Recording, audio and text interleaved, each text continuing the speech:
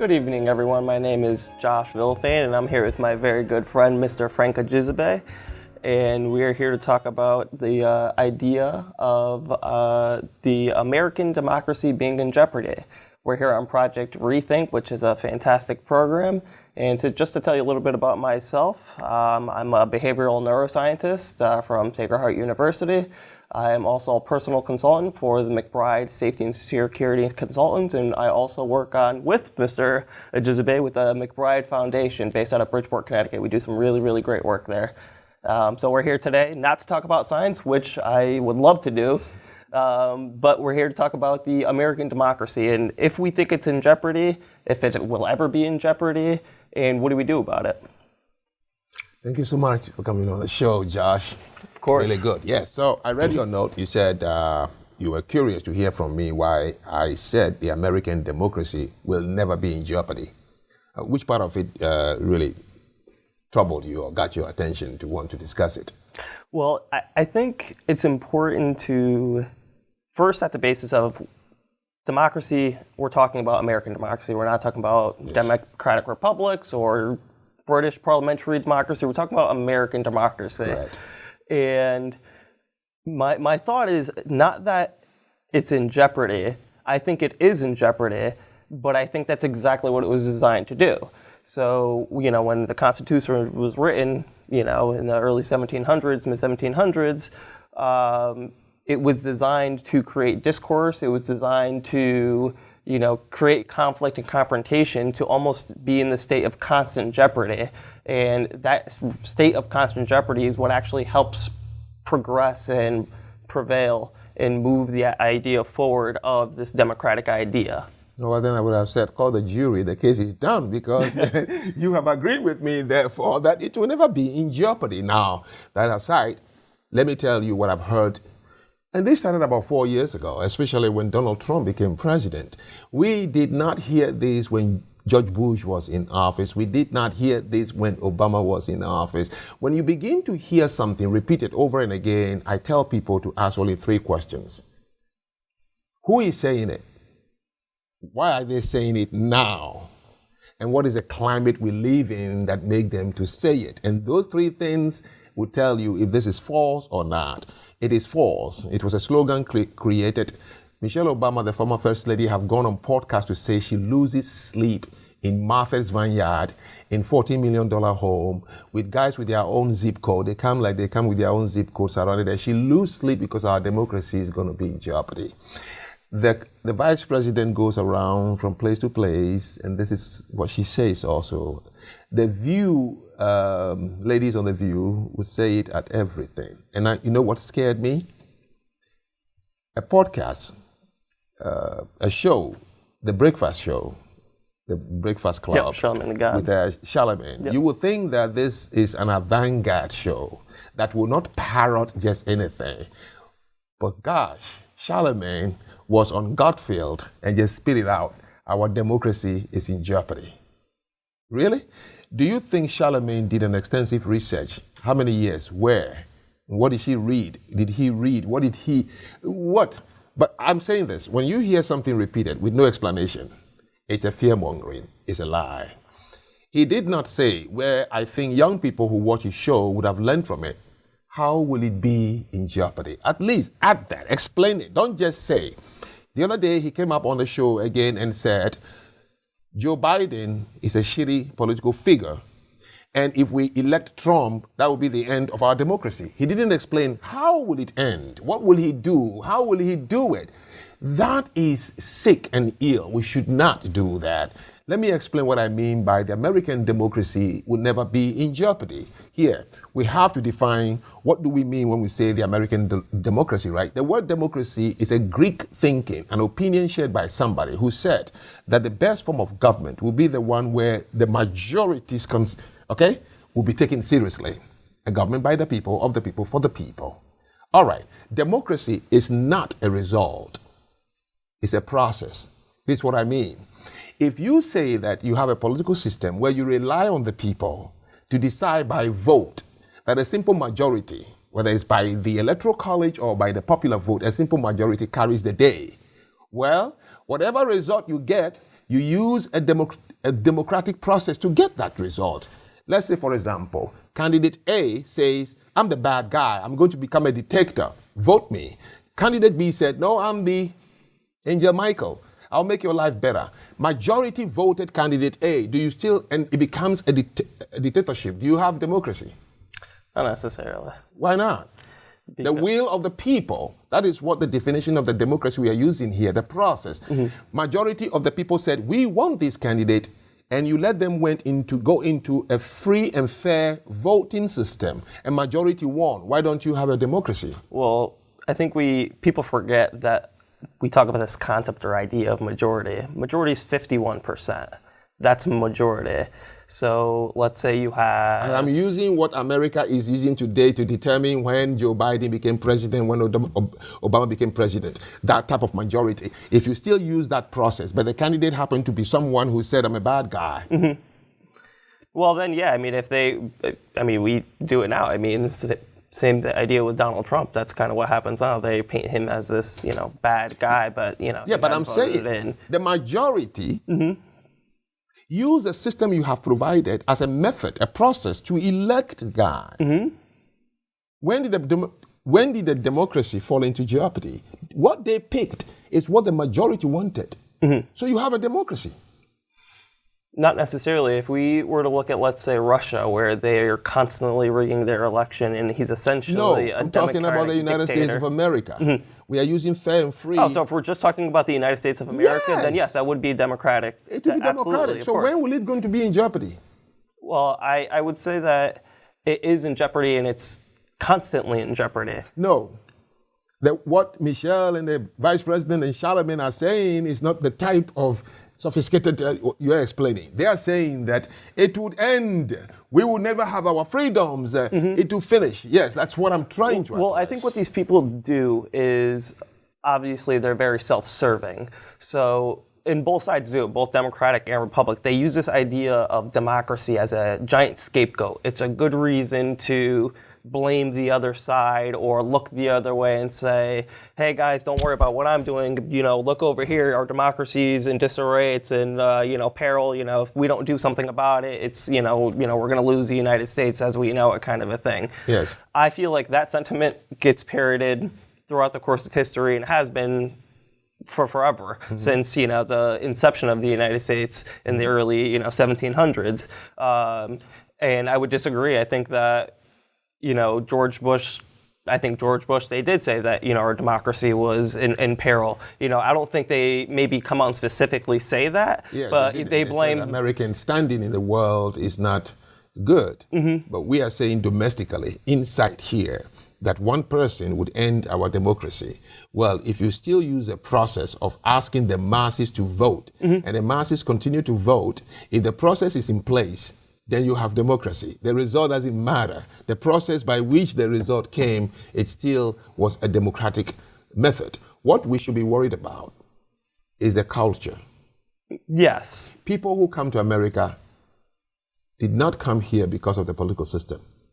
No, never at all. It's a lie. No, they came for this idea of the American dream. That's correct. The American dream is the American culture. The only country on earth that allows everyone to push the envelope as far as you can. That is what attracted Ozzy Osbourne. That is what attracted John Lennon, Eric Clapton, the Bee Gees, from all the countries that were equally democratic. If it was the political system, I don't think Ozzy Osbourne is going to leave London or UK to come to this place. And slowly, I have seen and witnessed where the culture upon which the political system was born is eroding slowly. Yeah, well, our political system helps to create that positive environment where people want to come here because they're allowed to pursue. Our culture allows for the creation of that environment, not the political system. Political system does nothing for any environment. It's cultural exchange, multicultural, is what brings people together. People look at you and they know your culture, and if they are interested, they'll be drawn close to you. Not if they know. Political system actually divides people. Culture brings people together. Yeah, but wouldn't you say that our political system allows this cultural development to happen? No, the and culture allows for this blending of individuals? No, the culture of America allows for the blending of the individuals who came here. the open door, come. The touch, the Statue of Liberty that says, give me your poor. Yes. And then when they do come, they do see it. Chinese come here and they shine. You come from China as a 6'5" tall basketball player. America will make you shine. The world will know you. If you come here, you'll be then received back in your own country because you made it in America. That culture of openness that makes people say, come. This is the only country that I have seen that can develop people like Dennis Rodman and still be able to meet with presidents while wearing rings in his nose. The American culture. I'll tell you a story most people don't think about. Kim Jong-un, the current president of North Korea, went to private school in Switzerland. Now you would think a kid who came from that dynasty of dictators and conservative ultra-right-wing North Koreans, that he would have in his room Chairman Mao, Lenin, Stalin, or Xi Jinping. No, who did he have in his room throughout his stay in Switzerland? I'm not sure. Dennis Rodman. Oh, that's right. The worm. And then to live to his word, when he became president, the first person, the most decent human being he invited in the world to come to his country was Dennis Rodman. This is what I tell people. Kim Jong-un was not celebrating Dennis as a human being. It's America he was celebrating. Okay. The culture of America is what he was seeing impersonified in a person like Dennis Rodman. It's American culture that gives birth to things like the sensation of today. What is her name again? Taylor. Taylor Swift. Yeah. Taylor Swift. The Beyoncés. And I get that. But would you agree that culture is changing in evolution? So like our culture today obviously wasn't the same that it was 100 years ago or 100 years before that, correct? No. So, but our political system is. Yes. Right? So our democratic system has, stayed the course of time and stayed the test of time, correct? But the culture allows it to. I know, that's not true. So if the culture is ever changing and this is the one constant, the constant is what allows the changing, not the other way around. The constant is balance on the culture. The base of the superstructure is not the political system. It was first and foremost the culture. Culture gives birth to religion, so as culture gives birth to political system. What you're explaining is correct. The shifting and the changing of the culture is in order to stabilize the political system, which gives only two things: economic development, defense, and citizenship. That's all it does. The culture is the dynamics where people innovate, build, create the culture. I understand, but let's say our democratic system was a monarchy. And say they forbade disco music and rap music and painting. That's the culture. So if they forbade all of that, they would not allow the culture to grow, correct? It will grow in a different direction. Why not? Well, what if they just kept putting an end to all of it? Oh, the government. The more because they have the capabilities of doing that. Once you put an end to one thing, you've changed something else. The culture will change. And that's what I'm saying. Yes. So the political system definitely dictates the culture, not the other way around. I think that one is really not correct. The political system cannot dictate culture. There are Chinese and Koreans who are in this country, they don't vote. You don't see them on television complaining in November about, Trump or Biden is going to get the Korean vote. How many Koreans live in America? Flushing, New York is packed with Koreans. Have you ever heard them talking about Biden is going to get the Korean vote? No. How many Arabs live in Dearborn, Michigan? It's the largest concentrations of Arabs in this country. Do you hear them saying, Trump is going to get the Arab vote? Why is it always Biden and Trump are going to get the brown and the black vote? Well, because these people came to this country for the culture, which would allow them to prosper economically, which would allow them to build good communities for their children, good schools, the culture of this country, where their culture also can flourish. So you see how they built Chinatown, and their culture is flourishing inside this culture. Yeah, but the political system of Cuba would have prevented you from coming there to grow your culture. The political system of China will prevent you from going there to build and grow your culture. That's why there are no communities in China. The political system of Japan and its Buddhism, Shinto, completely will prevent you from coming in there. You never hear of the political revolution. Chairman Mao was what? cultural revolution. He knows if he changed the culture, China would change politically, and it did. Venezuela didn't talk about political revolution, talk about cultural revolution. In 1917, April, what was it? The Bolshevik Revolution was to attack Tsar Nicholas and change the culture of the Empire of Russia, not the political system. Yeah, but I think you just helped make my point. You said that the Korean individuals come because of the culture of America. Well, it's not true. They come in and want to keep their own culture and practice it. That's why they live in similar communities and things like that. They come for the economic stability and things like that, which the political system the political system allows that to happen. The American people, if they want to stay with what they have and say things wouldn't happen, there was a political system, but they prevented some color of people to integrate back in the 30s and the 60s. All right, so I guess the real question is, What is American culture then? What is this American culture thing that you're talking about that everybody wants so badly? We've seen the example of it. That we beckons for everyone to come is the only place where you can push the envelope as far as you can. There's no other country on earth where a culture would allow Cardi B to go to the White House or a former drug dealer turned rapper to go to the White House. Only America does that. Yeah, and I agree. America is the only place where Ja Rule can be a millionaire and Snoop Dogg. No other place, and it's not the political system that did it. It's what I'm trying to explain. But the political system allowed it to happen. So our political our political system of freedom of speech, allowing ourselves to practice. Freedom of speech has nothing to do with democracy. It absolutely does. No, that's how we get Cardi B, correct? No, define democracy as it was originally stated in the Greek argument. But we're not talking about the Greek argument. Well, you wouldn't have the word democracy used in America if they didn't copy that. A government by the people, for the people of the what? And yeah, that's it. Yeah, that is what I know. You can have, look, the freedom of speech was there before it became a democracy, because if the people could not speak free, they could not even meet and decide what government they should have. And but I think... No, let me repeat that so you get what I'm trying to say. Every culture that change, that builds something, must have in it a freedom of speech. That is why a group of people were able to meet continuously for months and years to speak freely, to decide what government they should have. So I think freedom of speech has nothing to do with the political system. It's a culture. Okay. American Christians, the white Anglo-Saxon Protestants, they are Christians, they say. I'm not adding any value, I'm just describing what they are. When they left their society, which they hated because they didn't like the monarchy and all kinds of things, they said, we shall give each other the freedom to speak, assemble, have your own religion. That was before it became a democracy. Well, just to bring back to your point about the Greek Republic and our American system being based off of that, it's only very loosely based off of that. So in the early 1700s, the constructors of the Constitution, people like Ben Franklin, things like that. The American democracy was a gigantic experiment that was supposed to just continue on for forever.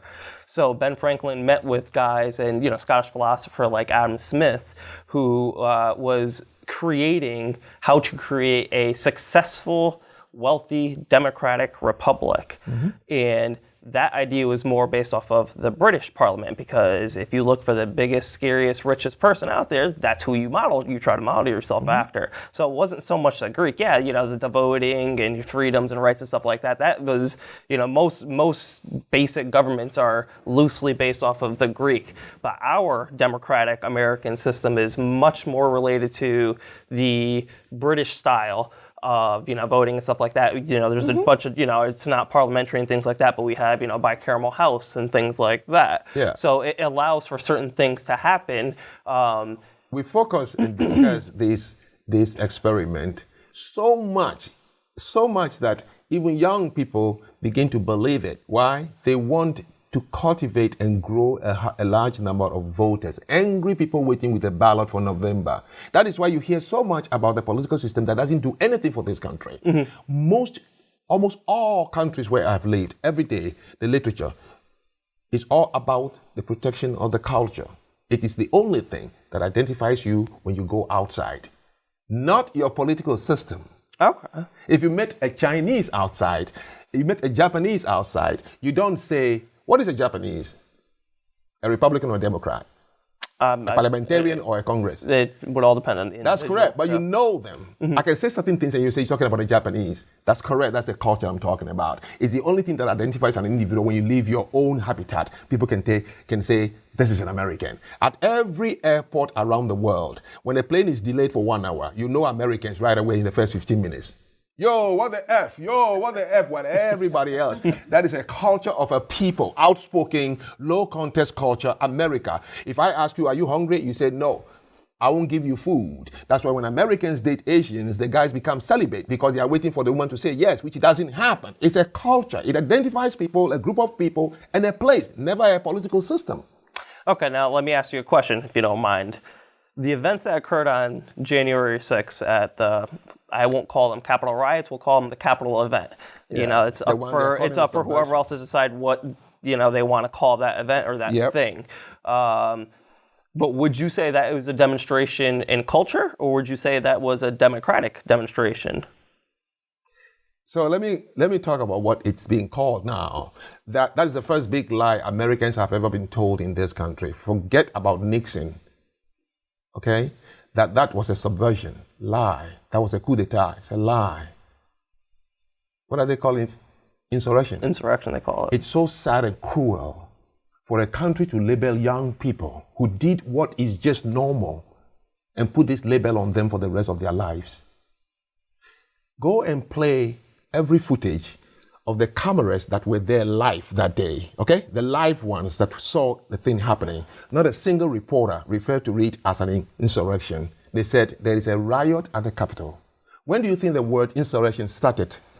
5 p.m. when they have taken the reel back to the editorial room and they know who was in office and they're finding a way to demonize him. Somebody whispered, we should start calling this an insurrection. Mm-hmm.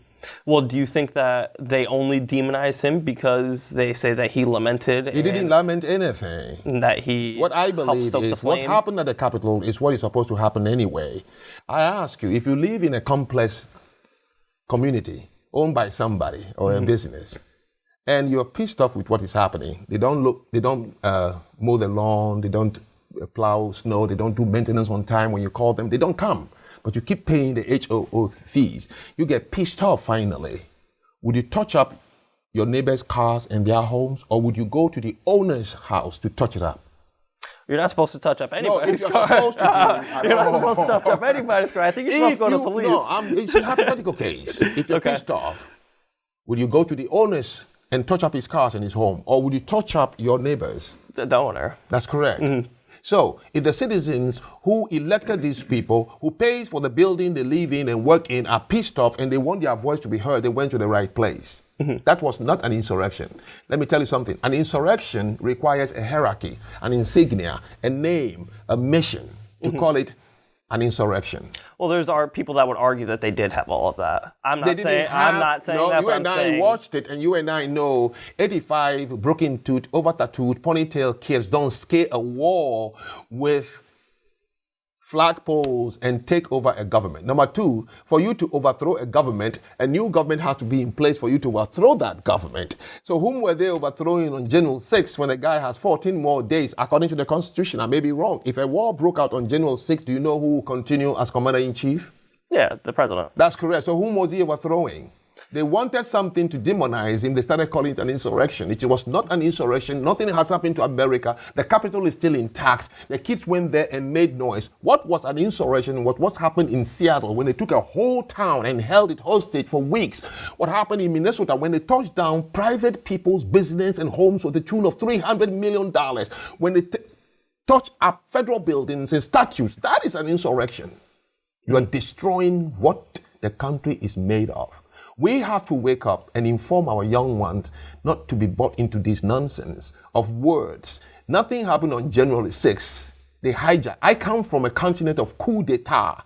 My country alone has gone through 3. Ghana has gone through more than 5. Nigeria, it is always conducted at dawn. And where do they go to? They go straight to the president's palace and kill him or throw him out. France, where did they go to? They went to King Nicholas V, his palace.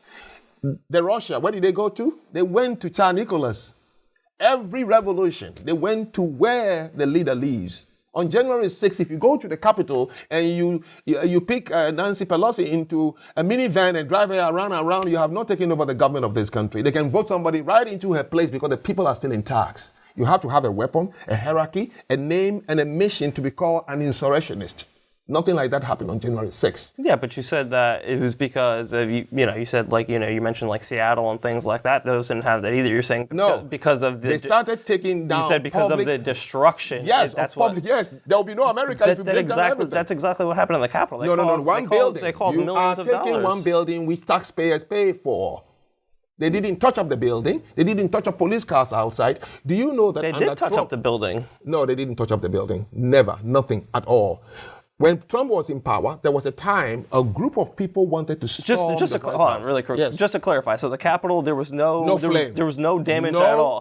There was not $1 spent on repairs. Oh yes, they will spend $1 on repair. I'm saying they didn't touch up the building. No flame, nothing like that. No smoke. No. So because they tried to destroy it and failed, they didn't try. They scaled it in order to go and make their voices heard. Have you seen how many riots take place during hearing? They have to drag them out. So do you believe that anybody was injured? Yes, of course. You're scaling a place with barbed wires and everything, and police are throwing things. You'll be injured. It comes with it. I believe in it comes with what? Of riot. I believe in demonstrations. I don't like riots. Demonstrations. So you just don't like the word insurrection. You think it was a riot? No. It's a wrong word because I'm saying the live cameras call it a riot until 5 p.m. when they think they took the cameras back to their station. MSNBC, CNN, and all those who didn't like Donald Trump have to find a word to make it look bad for him. So if you had to put a word on the events of January 6th, a riot what at would the you Capitol. put? A riot. So a riot? Yes. Okay, so... A riot is when a loose affiliate of individuals come together with no mission at all. Some of them just walking by, I'm bored, let me join them. Mm-hmm. It's a riot. You can't control it. They don't have a message, and they are not stand still, and they are not respecting any demonstrative laws. In the 60s, okay, in the 70s, you hold a placard, you have a bandana, a water bottle, and you chant from morning till evening. They will know your words. The media will... That's a demonstration. I support that anytime, but not a riot. Burning police cars, touching up things, holding people hostage, jumping over fences. It's a riot. So you don't support January 6th? The behavior? Yeah. No. But it's not an insurrection.